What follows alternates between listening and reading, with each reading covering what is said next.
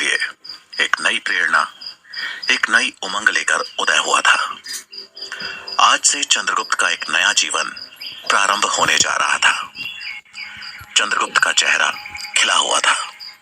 उसके चेहरे पर एक अलग सा उत्साह था। प्रणाम आचार्य। अपने गुरु के चरणों में नतमस्तक होते हुए चंद्रगुप्त ने प्रणाम किया। चाणक्य ने उसको आशीर्वाद दिया और बोले, आज तुम्हारी शिक्षा का पहला दिन है चंद्रगुप्त। मैं आशा करता हूं कि तुम हर परिस्थिति, हर आपदा से जूझने के लिए तैयार हो चुके हो। चाणक्य का प्रश्न सुन चंद्रगुप्त बोला, जी आचार्य, आप आदेश दीजिए कि मुझे क्या करना होगा। चलो मेरे साथ। प्रश्न सूचक निगाहों के साथ अपने गुरु का आदेश मान चंद्रगुप्त चाणक्य के पीछे पीछे चल पड़ा। कुछ देर बाद चंद्रगुप्त ने देखा कि उसके सामने ऊंची ऊंची जंगली घास मंद हवा में लहरा रही थी। वो आश्चर्य में था और इससे पहले कि कुछ पूछता, चाणक्य ने उसके हाथ में हंसिया देते हुए कहा, ये लो चंद्रगुप्त, और इस घास को काटने का काम शुरू कर दो। पर आचार्य, अचंभे में पड़ा हुआ चंद्रगुप्त अपनी बात पूरी कर ही रहा था कि तभी चाणक्य ने उसकी बात को काटते हुए कहा, प्रश्न पूछने में अपना समय व्यर्थ कर रहे हो तुम चंद्रगुप्त। असमंजस में घिरे चंद्रगुप्त ने हंसिया ली और घास काटने लगा। आचार्य चाणक्य अपने हाथों को अपने पीछे बांधे चंद्रगुप्त को देखने लगे। एक दो घास के गुच्छों को उखाड़ फेंकने के बाद चंद्रगुप्त ने आचार्य की तरफ देखा। उसका चेहरा देखते ही चाणक्य उसके मन में उठ रहे सवालों को पहले ही भांप गए और बोले, मन को एकाग्र कर काम करने से सफलता शीघ्र मिलती है। ऐसा कहे चाणक्य फौरन वहां से निकल गए। चंद्रगुप्त एकाग्रता से घास की कटाई करने लगा। सूरज सर के ऊपर आ चुका था। पसीने से लथपथ चंद्रगुप्त थक कर बैठ गया। भूख और प्यास से उसकी हालत खराब होने लगी थी। तभी उसे दूर से आती हुई एक लड़की दिखी, जिसके हाथ में कपड़े की एक पोटली थी। साधारण सी पोशाक पहने लगभग 15-16 साल की वो लड़की रूप की धनी थी। उसकी चाल में चंचलता और मुख पर भोलापन था। उसे देख चंद्रगुप्त को लगा कि वो कोई राहगीर होगी, लेकिन अब उस लड़की के कदम चंद्रगुप्त की तरफ ही बढ़ने लगे। कुछ ही देर में वो लड़की चंद्रगुप्त के सामने थी। उसने हाथ में पकड़ी पोटली को चंद्रगुप्त के सामने रखा और बोली, ये लो खाना। आचार्य सूरजमल ने बोला था कि दोपहर का खाना तुम तक पहुंचा दूं।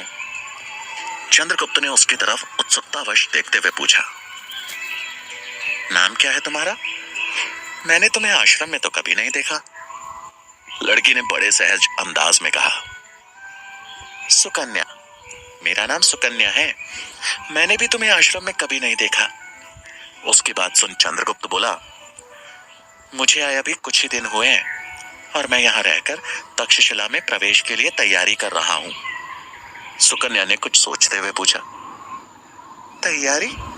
तुम्हें देखकर तो ऐसा लग रहा है जैसे तुम्हें कोई सजा मिली है। चंद्रगुप्त ने थोड़ा शर्मिंदगी से घास और फिर हाथ में पकड़ी हंसिया की तरफ देखते हुए कहा, नहीं नहीं, ये मेरे अभ्यास का ही हिस्सा है। चंद्रगुप्त की हिचकिचाहट देख सुकन्या असमंजस की स्थिति में थी कि भला घास काटना कौन सा अभ्यास होता है। लेकिन इससे पहले कि वो कुछ और पूछती, चंद्रगुप्त ने बात पलटते हुए सवाल किया, तुम्हारा गांव कहाँ है?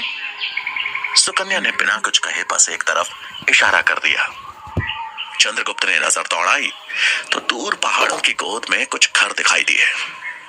इससे पहले कि चंद्रगुप्त कुछ और पूछता, वो लड़की बोली, अच्छा मैं चलती हूँ, मुझे देर हो रही है। ऐसा कह वो चली गई। चंद्रगुप्त वहीं बैठे उसे जाते हुए देख रहा था, लेकिन भूख से पेट में कूद रहे चूहों ने चंद्रगुप्त का ध्यान खाने की तरफ खींचा। उसने तुरंत ही वो कपड़े की पोटली खोली और खाना खाने लगा। रोटियों के साथ आई खीर का स्वाद चख के तो जैसे चंद्रगुप्त की सारी थकान ही गायब हो गई। वो भोजन खत्म कर फिर से एक नई ऊर्जा के साथ अपने काम में लग गया। लेकिन काम करते करते एक सवाल उसके मन को बार बार व्याकुल किए जा रहा था, क्यों? आखिर इस घास कटाई के जरिए आचार्य क्या सिखाना चाह रहे हैं? तो चाणक्य ही दे सकते थे, लेकिन वो वहां थे नहीं। घास काटते काटते शाम हो चली और चंद्रगुप्त थक के चूर हो चुका था और साथ ही हताश भी। उसे अब ये सोच के गुस्सा आने लगा था कि तक्षशिला में प्रवेश के लिए यह घास काटना कैसे मददगार बनेगा। तभी उसे अपनी तरफ आते हुए कुछ घोड़ों की टाप सुनाई दी। उत्सुकतावश उसने आवाज की तरफ नजर दौड़ाई तो सामने तक्षशिला के कुछ छात्र घोड़े पर सवार उसी तरफ बढ़ रहे थे। वो छात्र एक युद्ध कला की प्रतियोगिता में हिस्सा लेकर वापस विश्वविद्यालय की तरफ लौट रहे थे। ये वही राजकुमार थे जिनसे चंद्रगुप्त ने पहले दिन ही लड़ाई मोल ली थी। उनको अपनी तरफ आता देख चंद्रगुप्त खुद में शर्मिंदगी महसूस करने लगा। उसने इधर उधर देखा कि कहीं किसी आड़ में वो छिप सके, लेकिन वहां आसपास ना कोई पेड़ था ना कोई पत्थर। रास्ते के दोनों तरफ बस घास ही घास थी। कोई चारा ना देख चंद्रगुप्त अपना मुंह छिपा घास काटने में लग गया। उन छात्रों ने चंद्रगुप्त को पहचान लिया और वहीं अपना घोड़ा रोक दिया। उनमें से एक राजकुमार जिसका नाम वीरसेन था, चंद्रगुप्त को देखकर बोला, अरे ये तो शूरवीर चंद्रगुप्त है, जिनको पीछे से वार करना कायरता लगता है, लेकिन घास काटना इनको बड़ा बहादुरी का काम लग रहा है। ये सुन बाकी के सब छात्र जोर जोर से हंसने लगे।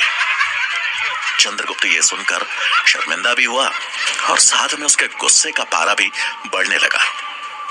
तभी दूसरे राजकुमार ने तंज कसते हुए कहा, तक्षशिला में शिक्षा ग्रहण करने आया था ये। अगर ऐसे भिखारियों को तक्षशिला में प्रवेश मिलने लगा तो वहां की गरिमा तो मिट्टी में मिल जाएगी।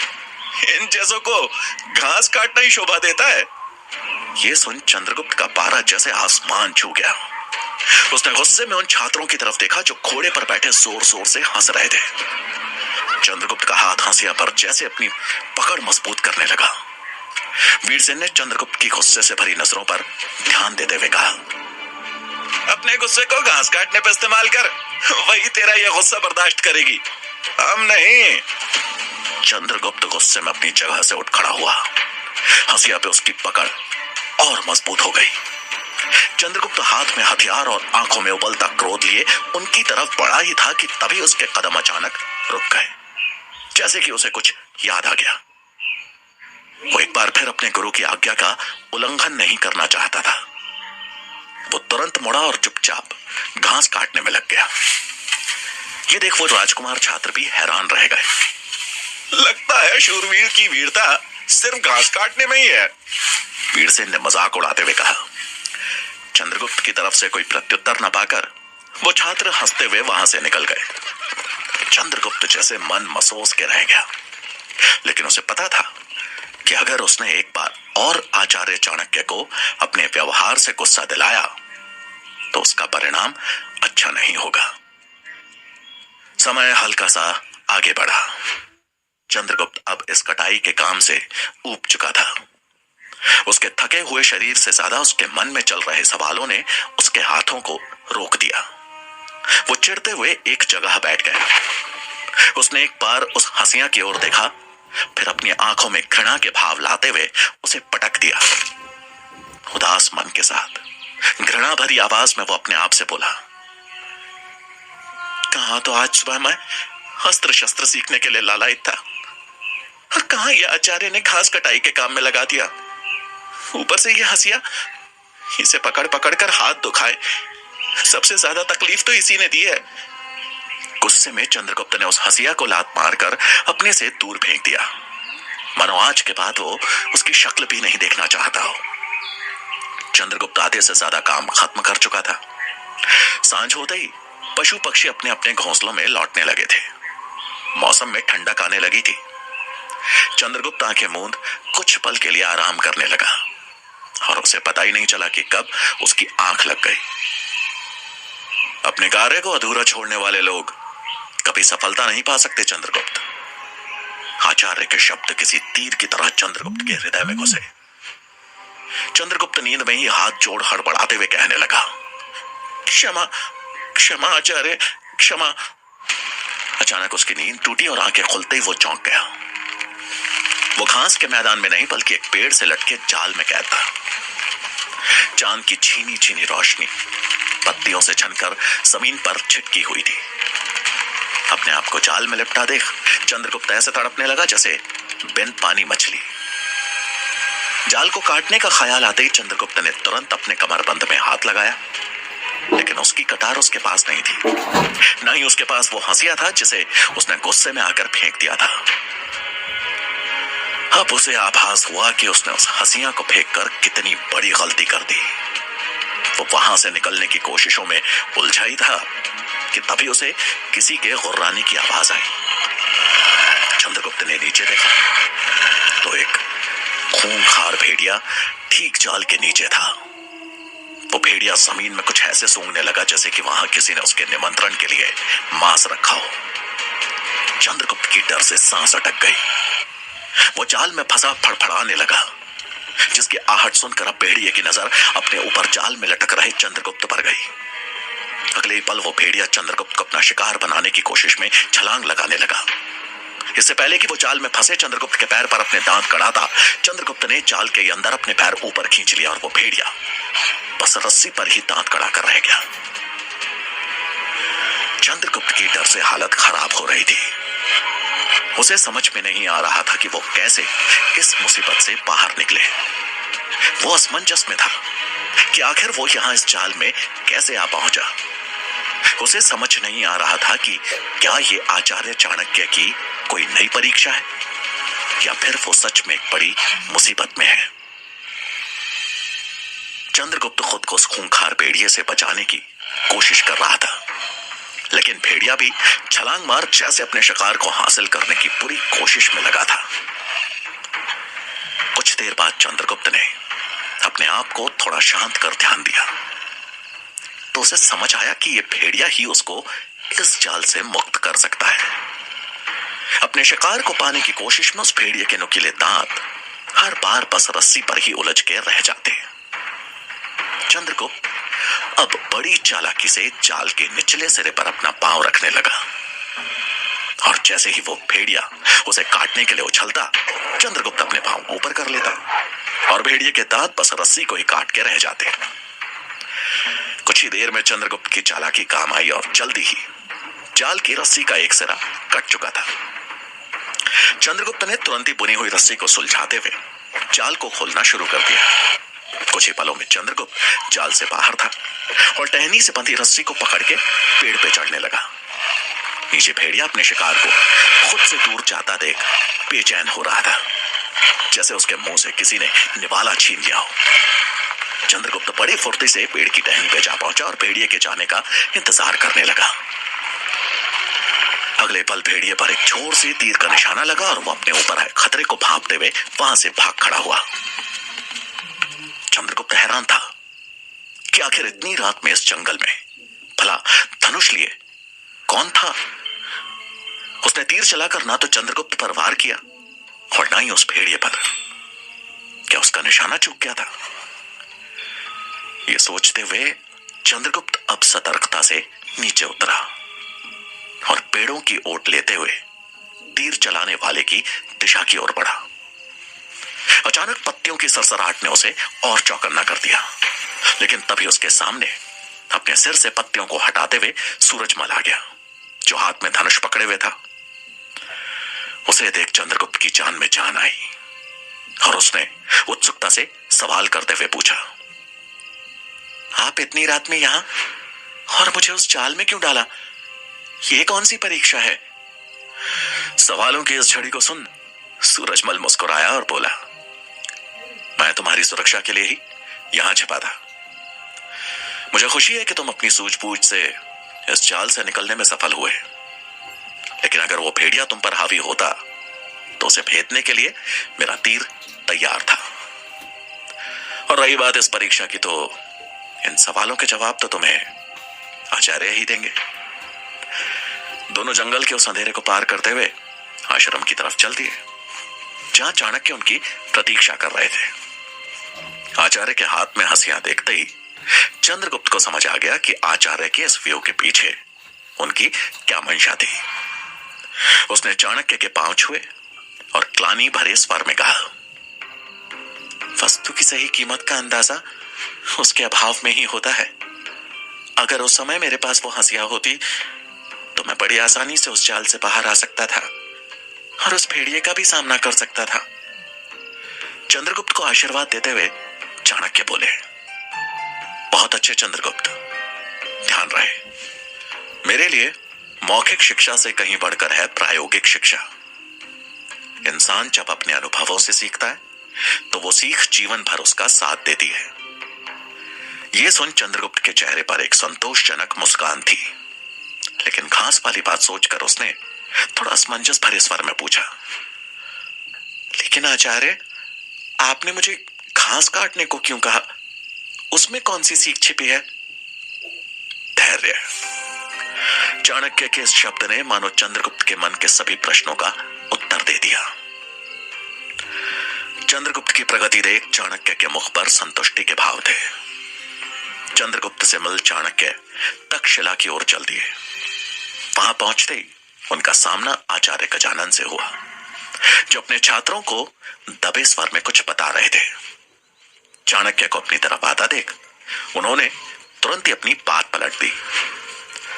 गजानन को घेरे वही राजकुमार छात्र थे जिनसे चंद्रगुप्त की अनबन हुई थी। चाणक्य के पास आते ही सभी छात्रों ने उन्हें प्रणाम किया और गजानन का इशारा मिलते ही वहां से चले गए। गजानन के चेहरे के भाव पढ़ते हुए चाणक्य बोले, छिपाया उनसे जाता है आचार्य जो मन की बातें न भाप पाए। ये सुन आचार्य गजानन के चेहरे के भाव बदल गए, मानो उनकी कोई बड़ी गलती पकड़ी गई हो। चाणक्य ने दूर जाते हुए छात्रों की ओर नजर दौड़ाते हुए कहा, अब इन्हें चंद्रगुप्त को तोड़ने के कौन से नए षड्यंत्र का पाठ दे रहे हैं आप? चाणक्य का यह वाक्य गजानन के सीने में किसी तीर की तरह चुभ गया। वो तुरंत दिल मिलाते हुए बोले, षड्यंत्र तो आप रच रहे हैं, एक बाहरी अयोग्य असभ्य लड़के को तक्षशिला में प्रवेश दिलाने का। लेकिन यह मत भूलना कि जब तक मैं यहां हूं इस विश्वविद्यालय की गरिमा पर आंच नहीं आने दूंगा। गजानन की बात सुन चाणक्य ने कटाक्ष करते हुए कहा, छात्रों का अपने स्वार्थ के लिए उपयोग करना, तक्षशिला की गरिमा का बड़े अच्छे से ध्यान रख रहे हैं आप। यह सुन गजानन का चेहरा गुस्से से लाल हो गया। चाणक्य ने अपनी बात जारी रखते हुए कहा, एक शिक्षक का प्रमुख कार्य होता है अपने छात्रों को सही दिशा दिखाना, जिस पे चलकर वो अपने भविष्य की एक मजबूत नींव रख सके। लेकिन आप तो इनकी नींव ही कमजोर करने पर तुले हुए हैं आचार्य चाणक्य। गजानन ने गरजते हुए कहा, हमें शिक्षा का पाठ ना ही पढ़ाएं तो उचित होगा। आपकी खुली हुई शिक्षा आपके ज्ञान और सम्मान का उचित प्रमाण दे रही है सबको। ये कह गजानन ने उनके घाव को कुरेद दिया था। शिखा का नाम सुन चाणक्य को मानो धनानंद से हुए अपने अपमान का दृश्य याद आ गया। वो कुछ बोलने को हुए कि तभी पीछे से आचार्य मेघनाद की आवाज गूंजी, ज्ञान और सम्मान का ही नहीं, अभिमान का भी आचार्य गजानन। चाणक्य अपने भावों को काबू करते हुए पीछे मुड़े तो सामने आचार्य मेघनाद थे, जो कुछ दिनों की यात्रा के बाद आज तक्षशिला लौटे थे। चाणक्य को सही सलामत अपने सामने देख उन्हें मानो ठेस सी लग गई। उन्होंने ताना कसते हुए चाणक्य के समीप आकर कहा, मृत्यु से ज्यादा बुरा है अभिमान का टूटना, और उस चोट की पीड़ा आपके मुख पे स्पष्ट झलक रही है आचार्य चाणक्य। लेकिन आप चिंता ना करें, अपमान का घूंट हर इंसान को उसकी सही कीमत का आभास करा ही देता है। उम्मीद है आपको भी। ये सुन चाणक्य ने उनकी बात काटी और पलटवार करते हुए कहा, अपमान का घूंट इंसान के अंदर कुछ कर दिखाने की ज्वाला भी पैदा करता है आचार्य मेघनाद, और मेरा अंतर्मन अभी उसी ज्वाला में दहक रहा है। वैसे मेरे मगध जाने से पहले आपने अंतिम भोजन का प्रस्ताव रखा था। मुझे आपकी पीड़ा समझ आ रही है। आपकी इच्छा तो पूरी नहीं हुई, लेकिन अब आप चाहें तो हम भोजन साथ में कर सकते हैं। चाणक्य का ये कटाक्ष सुन मेघनाद और गजानन की बोलती बंद हो गई। चाणक्य ने उन दोनों को नमन किया और वहां से आगे बढ़ गए। आचार्य मेघनाद के आ जाने से चाणक्य की मुश्किलें और बढ़ गई थी, क्योंकि अब सिर्फ गजानन ही नहीं बल्कि मेघनाद भी चंद्रगुप्त को परीक्षा में विफल करने के प्रयास में जुटने वाले थे, और चाणक्य को इसका आभास अच्छे से था। चाणक्य की इस दोहरी चिंता से अनजान शाम में चंद्रगुप्त आश्रम में सूरजमल से तलवारबाजी की शिक्षा ले रहा था। कभी सूरजमल चंद्रगुप्त पर हावी रहता तो कभी वो सूरजमल पर। तभी सूरजमल की नजरें आसमान में उठते धुएं की तरफ पड़ी। धुआं इतना भयानक था जिससे साफ पता चल रहा था कि कहीं बहुत भीषण आग लगी है। धुएं को देख सूरजमल ने हैरानी भरे स्वर में कहा, लगता है पास के गांव में आग लगी है। चंद्रगुप्त की नजर जब धुएं की तरफ गई तो वो बोला, अरे ये धुआं तो सुकन्या के गांव की तरफ से उठ रहा है। आचार्य सूरजमल, हमें उनकी मदद करने के लिए जाना चाहिए। चंद्रगुप्त के ये शब्द सुन सूरजमल ने हामी भरी और अगले पल वो गांव की तरफ भाग निकला, मानो उसका कोई अपना गहरे संकट में हो, और उसके पीछे पीछे सूरजमल भी भागा। कुछ ही समय में दोनों एक छोटे से गांव के सामने थे, जिसके कुछ घर धू धू कर चल रहे थे। पूरे गांव में अफरा तफरी मची थी। लोग पास के तालाब से पानी ला लाकर घरों पे डाल रहे थे, लेकिन आग थी कि जैसे बुझने का नाम ही नहीं ले रही थी। लोगों की चीखें, चिल्लाने, रोने की आवाजें पूरे गांव में गूंज रही थी। गांव और वहां के लोगों की हालत देख चंद्रगुप्त और सूरजमल दोनों एक पल के लिए सहम गए। अब वो तुरंत उनकी मदद के लिए गांव के अंदर की तरफ भागे। गांव के किनारे ही सुकन्या का घर था, जिससे उठ रही आग की लपटें मानो पूरे घर को खाक करने पर तुली थी। घर के बाहर बस सुकन्या और उसे पकड़े एक आदमी ही था। बाकी के गांव वाले अपने अपने घरों को बचाने का प्रयास करते हुए दिखाई दे रहे थे। सुकन्या दहकते हुए घर में अंदर जाने की कोशिश कर रही थी, लेकिन वो आदमी उसे अंदर जाने से रोक रहा था। और रोकता भी क्यों ना, उस घर के अंदर जाना मानो मृत्यु को निमंत्रण देना था। सुकन्या जोर जोर से चीख रही थी, रो रही थी। हड़बड़ाते हुए चंद्रगुप्त ने सूरजमल से कहा, लगता है सुकन्या का परिवार अंदर फंसा हुआ है, हमें इनकी मदद करनी होगी। ऐसा कह चंद्रगुप्त बिजली की फुर्ती से घर के मुख्य दरवाजे के बाहर जा पहुंचा। आग की लपटें इतनी ज्यादा थी कि अंदर घुस पाना बहुत कठिन था। सुकन्या की ही उम्र के एक लड़के को अंदर जाने का प्रयास करते देख वो आदमी चौंक गया। सुकन्या को संभालते हुए उसने चंद्रगुप्त को भी रुकने को कहा। तभी पीछे से सूरजमल ने आवाज लगाई, हमें पहले दरवाजे पे ढेर सारा पानी डालना होगा, तभी अंदर जा पाएंगे। चंद्रगुप्त को यह बात सही लगी और दोनों तेजी से तालाब की तरफ दौड़े। रास्ते में एक जगह से पानी का बर्तन उठा दोनों तालाब के पास जा पहुंचे। तालाब से पानी ले जाने वालों की होड़ मची हुई थी। लोग जल्दी जल्दी में पानी ले जाकर अपने घरों पे उड़ेल रहे थे ताकि आग बुझ सके। चंद्रगुप्त हड़बड़ाहट में तालाब से पानी भरने को आगे बढ़ा ही था कि तभी उसको किसी का धक्का लगा और वो सीधा तालाब में जाके रहा। ये देख सूरजमल और ज्यादा घबरा गया। पानी के अंदर पहुंच जैसे चंद्रगुप्त की सांस अटक गई। वो घबराहट में अपने हाथ पांव मारने लगा। उस अंधेरी रात में सूरजमल को बस हाथ पैर मारता चंद्रगुप्त दिख रहा था। वो जोर से चिल्लाया, चंद्रगुप्त,